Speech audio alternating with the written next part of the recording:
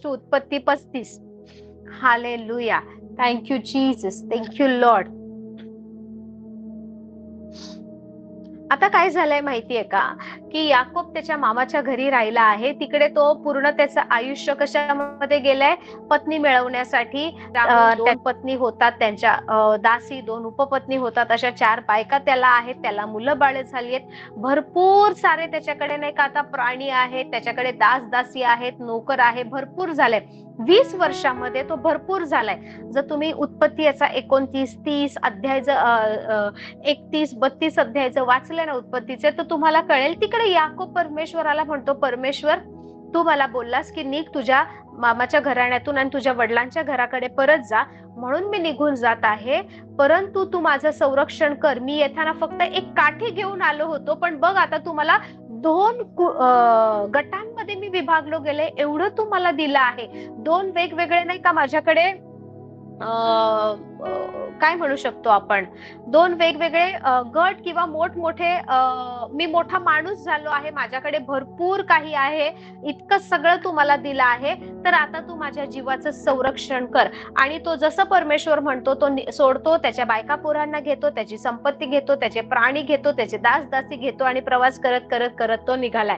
तो येऊन एके ठिकाणी पोहोचतो आणि तो काय करतो की आता वडिलांच्या घराकडे जायचंय. ज्या भावापासून तो पळत होता त्याच भावाबद्दल त्याला आठवण येते की हा माझा भाऊ माझा जीव घ्यायला उठला होता, कारण मी माझ्या भावाशी व्यवस्थित वागलो नाही, मी माझ्या भावाला फसवलंय, मी माझ्या भावाशी दुर्वर्तन केलंय, माझ्या भावाला मी प्रत्येक वेळेस लुबाडला आहे, मी त्याच्याशी कपटाने वागलो आहे. अजूनही कदाचित त्याच्या मनात तो राग असेल, पण परमेश्वर बोललाय म्हणून मी माझ्या मामाचं घर सोडून आता तिथे एवढे वर्ष कष्ट करून ऑलमोस्ट 20-21 वर्ष तो तिकडे राहिलाय. 20 वर्ष तो तिकडे राहिलाय आणि तो आता निघालाय. जाताना एकटा होता, एक काठी घेऊन निघाला होता. आता त्याचा संसार, मुलं बाळ, संपत्ती सगळं काही त्याच्याकडे आहे आणि तो निघाला आहे. तर तो निघताना काय करतो माहितीये का, तो जवळ आला आहे आणि तो काय करतो माहिती, त्याच्या 3 लोकांच्या अशा टोळ्या करतो आणि त्याच्यामध्ये काय करतो, 200 गायी, 30 दूध देणाऱ्या उंट, सांडणी, त्यांची पिल्लं, त्याच्यानंतर तो शेळी, त्याच्यानंतर गाढवं, अशा बऱ्याच म्हणजे अशी भरपूर अशी भेटवस्तू 3 ग्रुपमध्ये डिवाइड करतो. पहिल्या ग्रुपला पाठवतो आणि म्हणतो जा माझ्या भावाकडे एसावकडे जा आणि त्याला सांगा की तुमचा दास, आता बोलण्याची पद्धत कशी आहे बघा, तुमचा दास याकोब याने ही भेटवस्तू तुम्हाला पाठवली आहे. आणि मग ते विचारतील तो कुठे आहे, ते विचारतील ना याकोब कुठे, त्याने भेटवस्तू का पाठवली, तर सांगा तुमचा दास तुम्हाला भेटायला येत आहे. असंच करत दुसरा एक ग्रुप पाठवतो, असंच करत 3 टोळ्या करतो, 3घांना पाठवतो. आणि ज्या वेळेस त्याला कळतं ती माणसं त्याच्याकडे परत येतात याकोबाकडे आणि म्हणतात की आम्ही तू सांगितलं तसं केलंय. मग याकोब म्हणतो तो काय म्हणाला, पहा तुमचा भाऊ एसाव 400 माणसांना घेऊन तुम्हाला भेटायला येतंय. आता ज्या वेळेस हा याकोब ऐकतो की 400 माणसांना घेऊन हा मला भेटायला येतंय, त्याच्या मनात भीती येते. तो म्हणतो की कदाचित हा नक्कीच सूड उगवायला येत असणार, तर आता मी काय करू, आणि तो घाबरलाय. मग तो काय करतो माहिती का, रात्रीचा सुटतो आपल्या 2 बायका, तो म्हणतो माझ्या बायका मुलं यांना तर मी वाचवलं पाहिजे, कदाचित तो यांनाही मारेल. बायका मुलं ह्या सगळ्यांना यबोक नदीच्या उताराने नाही का पुढे पाठवतो आणि तो एकटाच मागे राहतो. ज्यावेळेस तो एकटाच मागे राहतो त्यावेळेस सुद्धा रात्र असते आणि रात्र झाल्यावर याकोबाच्या जीवनात काहीतरी अलौकिक घडत असतं. पहिल्यांदा रात्रीच्या वेळेस झोपतो त्यावेळेस देव त्याला दर्शन देतो, त्यावेळेस त्याला स्वप्न पडतो. आता पुन्हा रात्र झालीये आणि आता याकोब बघतोय की कोणीतरी त्याच्याशी रात्रभर झोंबी करतंय, कोणीतरी त्याच्याशी लढतंय, कोणीतरी त्याच्याशी सामना करतंय, त्याच्याशी युद्ध करतंय आणि याकोब काही सोडायला तयार होत नाही. ऍक्च्युअल जेव्हा हे युद्ध याकोबासोबत झालं होतं त्यावेळेस Yakob he was 75 years old, तो 75 वर्षाचा होता. त्यावेळेस 75 वर्षाचं जर म्हटलं तर it was like a young man. Okay, म्हणजे आजचा 20-30 वर्षाचा जो मनुष्य आहे ना त्या काळातला 75 वर्षाचा धरू शकता.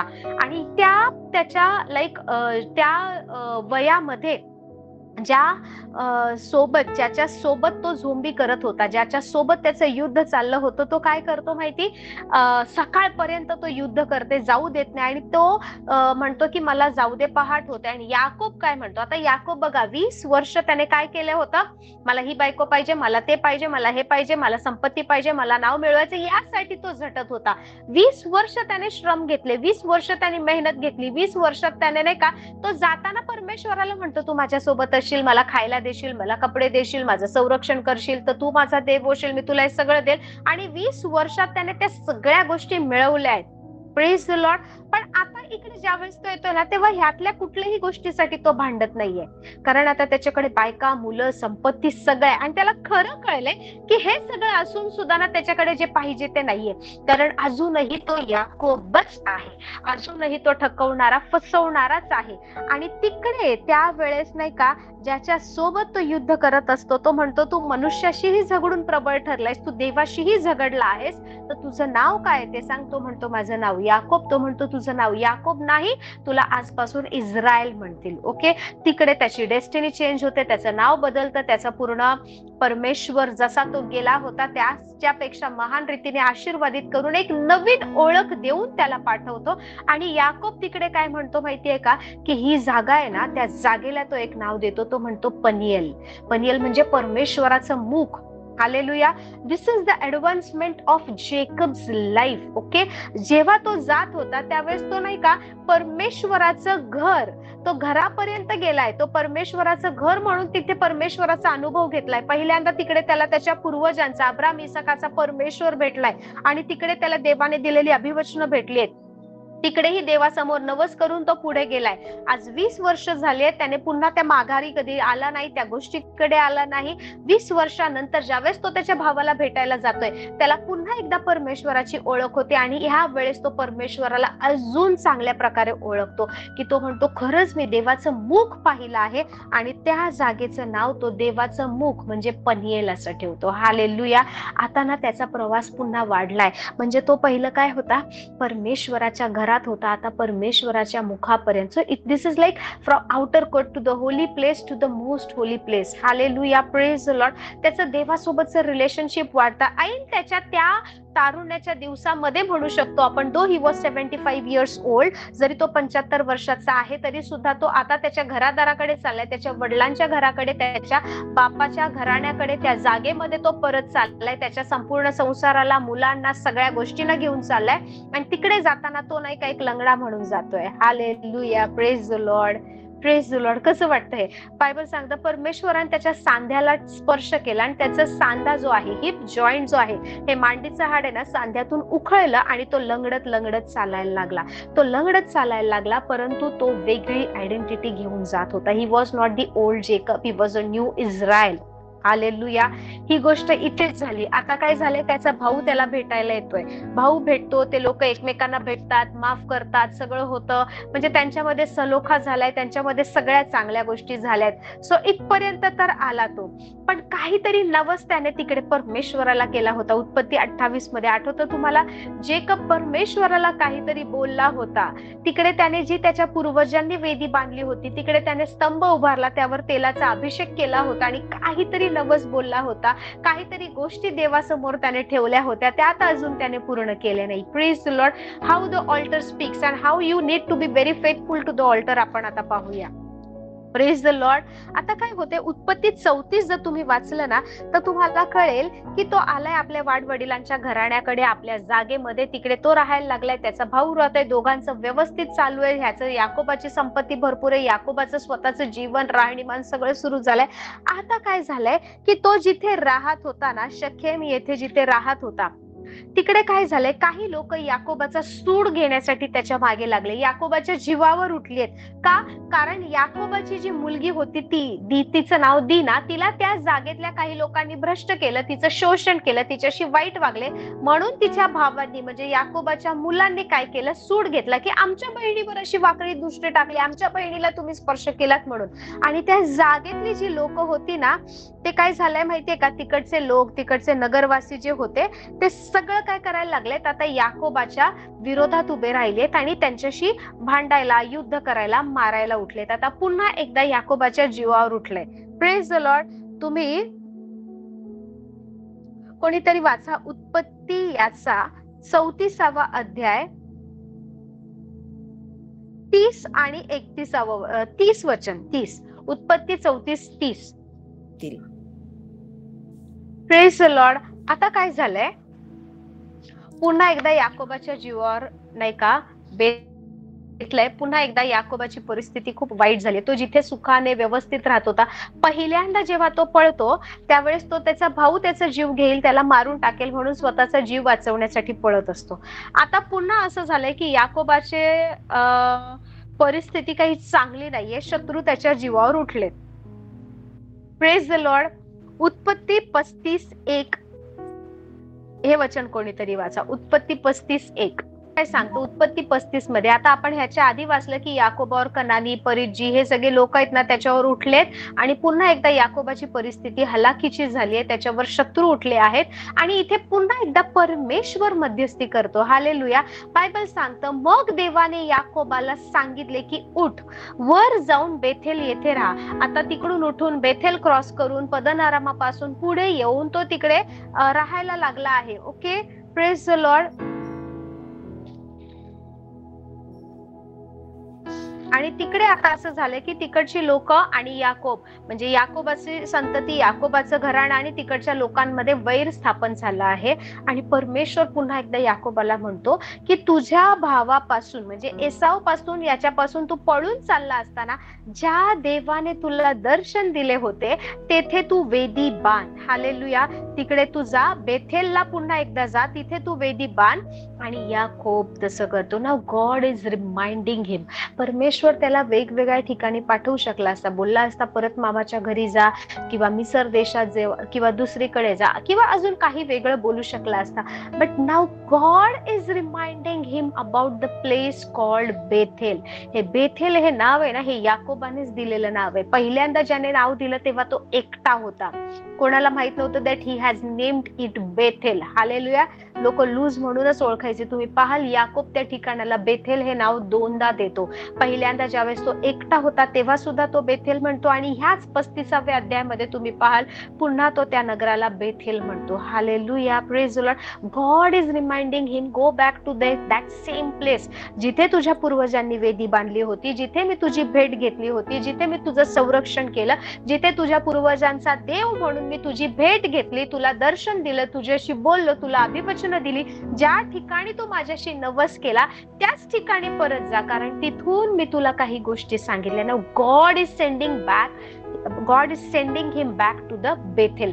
काहीतरी आहे, परमेश्वर त्याला परत त्या ठिकाणी पाठवतोय. Praise the Lord, praise the Lord. आणि बायबल सांगतं याकोबाने काय केलं. See when you go for the prayer altar. Okay, इकडे परमेश्वर त्याला म्हणतोय तू तिकडे माझ्यासाठी वेदी बांध. Hallelujah. Now God is commanding him to go and erect an altar, raise an altar for me. Hallelujah. आणि याकोब काय करतो, आपल्या घरच्या मंडळीस, आपल्या बरोबरच्या सगळ्या माणसास म्हणाल्या तुमच्या पाशी जे परके देव आहेत ते सर्व फेकून द्या, स्वतःला शुद्ध करून आपली वस्त्रे बदला, आपण उठून वर बेथेला जाऊ, तेथे मी देवासाठी वेदी बांधीन. त्याने माझ्या संकट समयी माझे ऐकले आणि ज्या वाटेने मी प्रवास करीत होतो ती तो मज बरोबर होता. तेव्हा त्यांनी आपापली पाशी असलेले ते जसे याकोब बोलला तसे सगळ्या गोष्टी ते करतात. याकोबाने काय केलं, त्या सगळ्या गोष्टी जमा केल्या, शखेमा जवळ असलेल्या एला वृक्षाखाली ते पुरून टाकले आणि तिकडून मग ते पुढे गेले. हालेलुया. आणि बायबल सांगतं आसपासच्या नगरातल्या लोकांच्या मनाची 35:5 ओके, हे वचन पहा. आसपासच्या नगरातल्या लोकांच्या मनात देवाने अशी दहशत उत्पन्न केली की ते याकोबाच्या मुलांच्या पाठीस लागले नाहीत. हालेलुया. ही दहशत परमेश्वर तो तिथे असताना, त्या ठिकाणात असतानाही करू शकत होता. बट काहीतरी गोष्टी जेकब कडून राहिल्या होत्या की जो नवस त्याने तिथे पूर्ण केला होता, त्या गोष्टी त्याला तिथे करायच्या होत्या. तो बोलला होता की तू मला सुखरूप नेलंस, मला खायला दिलं, मला कपडे दिले, माझ्या सोबत राहिला, मला माझ्या बापाच्या घराण्यात परत आणलंस, तर मी जे अवघं मिळवलंय त्याचा दशमांश तुला देईल आणि तू माझा परमेश्वर बनेल. जेव्हा की त्याला हे करायची गरज नव्हती, कारण ऑलरेडी आदल्या रात्री स्वप्नात परमेश्वर म्हणालाय की मी तुझ्या सोबत असेन, मी तुझ्या सोबत राहीन, तू जिथेच असेल तिकडे आहे, तुझ्या बापाच्या घराण्यात मी तुला परत आणीपर्यंत तुला अंतर देणार नाही, मी तुला सोडणार नाही. तुझ्या मुलांद्वारे, तुझ्या लेकरांद्वारे पृथ्वीवरील सर्व राज्य, सर्व राष्ट्र आशीर्वादित होतील, मी तुला पृथ्वीच्या रजाकणा इतकं वाढवेन. हे परमेश्वर ऑलरेडी त्याला बोलला होता. Hallelujah. So before Jacob could vow to the Lord, okay, याकोब परमेश्वराशी नवस करण्याआधी परमेश्वराने त्याला अभिवचन दिलं होतं, त्याला ब्लेस केलं होतं. Hallelujah. Praise the Lord, praise the Lord. Now God is reminding him again, because that was a prayer altar, जी त्याच्या पूर्वजांनी बांधलेली, अब्रामाने बांधलेली एक प्रार्थनेची वेदी आहे. There is a meaning. प्रार्थनेची वेदी काय माहिती, जेव्हा पण आपण चॅलेंजेस फेस करतो, जेव्हा पण आपल्याकडे आन्सर नाही, जेव्हा पण आपल्याला समजत नाही ना, every time turn back to your prayer altar. You will receive answer. God will talk with you on that prayer altar. Hallelujah. तुमची जी प्रार्थनेची वेदी आहे, तुमचं जी प्रार्थनेची जागा आहे, तुम्ही जे ज्या ठिकाणी देवाला वेगवेगळ्या गोष्टी कम्युनिकेट करताना, go back to that same place. God will answer you. Hallelujah. आपल्या जीवनात ही प्रार्थनेची वेदी असलीच पाहिजे. आता याकोब काय करतोय माहितीये का, तिकडे जातोय आणि बायबल सांगतं परमेश्वराने याकोबाच्या मुलांच्या विषयी तिकडच्या लोकांच्या मनात दहशत निर्माण केली. एक पण जण याकोबाच्या किंवा त्याच्या मुलांच्या पाठीस लागला नाही. या प्रकारे याकोब आपल्या बरोबरच्या सर्व लोकांसह कनान देशात लूज, म्हणजे त्याला बेथेल तो म्हणाला होता, तिथे पोचला. तेथे त्याने एक वेदी बांधली. त्या स्थळास एल बेथेल, बेथेलचा देव हे नाव दिले, कारण तो आपल्या भावापासून पळून चालला असता. येथेच देव त्याला प्रगट झाला होता. आणि बायबल सांगतं की ह्या प्रकारे तिकडे त्याने एक वेदी बांधली. Praise the Lord. But this story does not end over here. ही गोष्ट इथेच थांबत नाही. The moment he decides to go back, आणि ना तो तयारी करतो. त्याने सगळ्यांना सांगितलं. जेव्हा पहिल्यांदा परमेश्वर प्रगट झाला ना, तेव्हा तो एकटा होता, कोणी नव्हता. आता त्याच्यासोबत जे सगळ्यांना घेऊन तो चाललाय.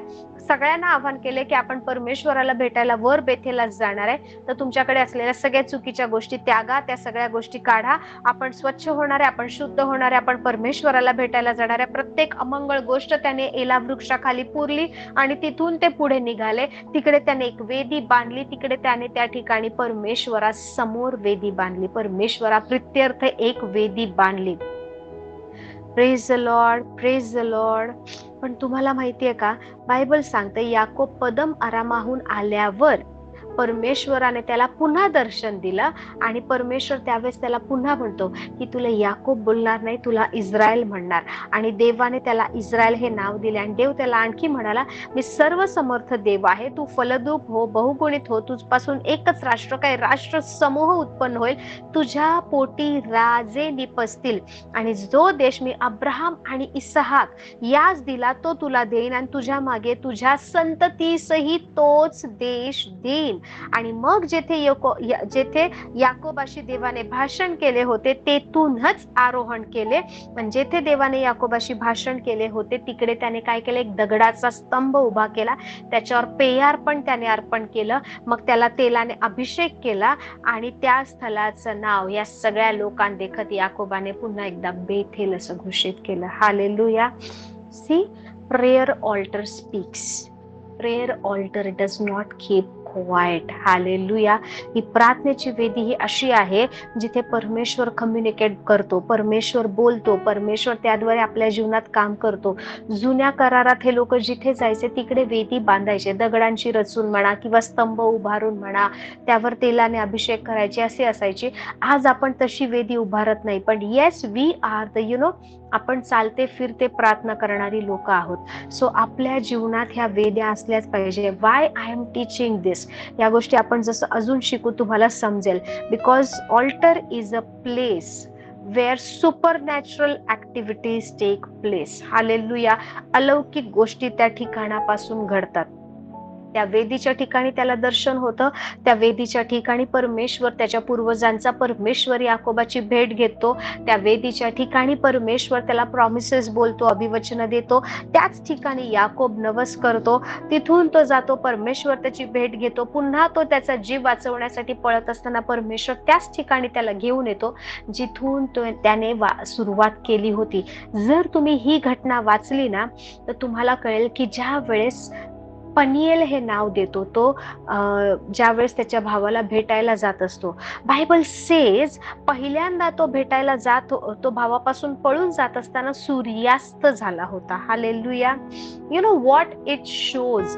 का परमेश्वराने सूर्यास्त झाला, मग दिवस झाला, हे असं स्पेसिफिकली का सांगितले? कारण ऍक्च्युअली जेकबचं लाईफ ना तसं झालं होतं. It was like settling down. याकोबाचं लाईफ तसं झालं होतं. ते 20 वर्ष मामाच्या घरात तो राहिला, तो ब्लेस झाला, तो आशीर्वादित झाला, मुलं बाळ झाली, संपत्ती मिळवली, नोकर चाकर मिळवले, सगळं झालं. But he was not happy, but he was not at peace, he was not satisfied. By because तो कंटिन्युअस स्ट्रगल करत होता. कंटिन्युअस त्याच्या जीवनात नाही का काही ना काही क्लेश, काही ना काही चॅलेंजेस, फसवणूक. त्याच्या मामाने त्याला अक्षरशः जेरीस आणलं होतं, त्याला नको नकोसं केलं होतं. सो ऍक्च्युअल बायबल सांगतो तो पळून जात असताना सूर्यास्त झाला होता. His life was also going down.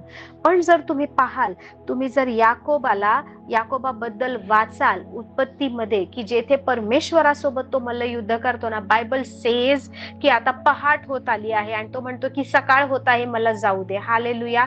And that was the moment when Jacob was rising again. Hallelujah. जसा सूर्य उगवतो आणि नवीन गोष्टींची सुरुवात होते ना, so his life was rising again. He was rising again. He was standing with the help of the Lord. He was walking in the new identity. तो पळत जाताना तर याकोब होता, तो त्या सूर्यास्तामध्ये पळत गेला. पण ज्या वेळेस तो परत त्याला परमेश्वर आणतोय, परमेश्वर म्हणतो तुझ्या वडिलांच्या घराण्याकडे जा. He did not decide it. Okay, परमेश्वर बोलतो. पण आता काय होतंय, बायबल सेज की पहाट होते आणि तो म्हणतो मी जाऊ देणार नाही, मला आशीर्वादित कर. So actually his life was taking turn.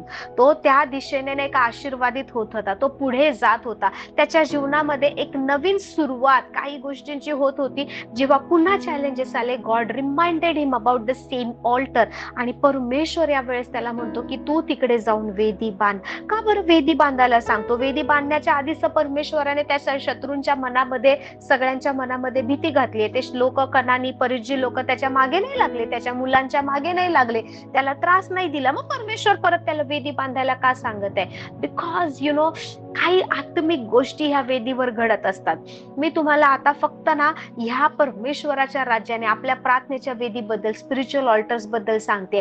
But in the coming days we will learn about the demonic and the dark altars, or the altars of the kingdom of darkness. So वेदीशी communicate करते.